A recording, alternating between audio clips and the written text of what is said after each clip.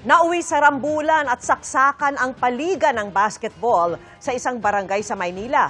Bukod sa mga manlalaro, pati mga nanunood napasugod sa court. Nakatutok si Bernadette Reyes. Biglang nauwi sa rambulan ng laro sa isang paliga sa barangay 116 sa Maynila dahil sa hindi nagustuhang call ng referee. Ultimo mga nanonood na pasugod sa mismong court at doon nagpang-abot. Kabilang sa kanilang isang lalaking may hawak na patalim na may hinabol ng saksak sa hindi pa malamang dahilan. Isang Arsenio Alvario Jr. ang nataga ng isang alias Leo. Mga tiyuhin umano sila ng mga kabataang nagrambulan sa court. Dinala sa Gat Andres Bonifacio Medical Center ang biktima habang mabilis na tumakas ang sospek. Yung player naman po, nagkaroon po kasi ng tawag intentional foul eh. Inamin naman na talaga sinadya na ano. Kaya lang nahaluan na nga po ng mga kamag-anak. Nagkakagulo na palaro sa kabilang street. Doon naman sila nagtatagaan na.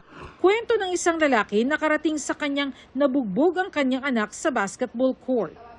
Sasaklolo sana sila pero hinarang ng lalaking may patalim. Pagdating ko doon, ayun nga, nakita ko yung anak ko may damage na sa muka. Ngayon, isang pamangkin ko, sabi niya, yun yung bumugbog. Nasa loob ng court mismo, yung bumugbog sa anak ko.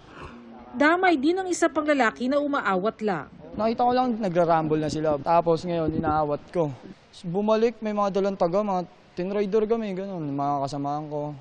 Pinagtatagaan na. Ako unang tinaga dyan. Kasalukuyan pang hinahanap ang suspect na maaaring mahaharap sa reklamong frustrated homicide. Yung sa suspect, ma'am, under follow-up naman namin. Pero at least, ma'am, na-identify na namin yung suspect. Sana maging kalmado sila, mapagpasensya kasi basketball yan. Hindi naman kasi laban ng parang chess yan. Talagang pisikalan po yan. Talagang magkakasakitan po talaga sila. Hindi naman kami galit sa inyo. Kami hindi naman taong mapagtanim ng galit na pinatawad na namin kayo. Harapin nyo na lang kung ano yung nagawa nyo sa batas. Bernadette Reyes, Nakatutok, 24 Oras.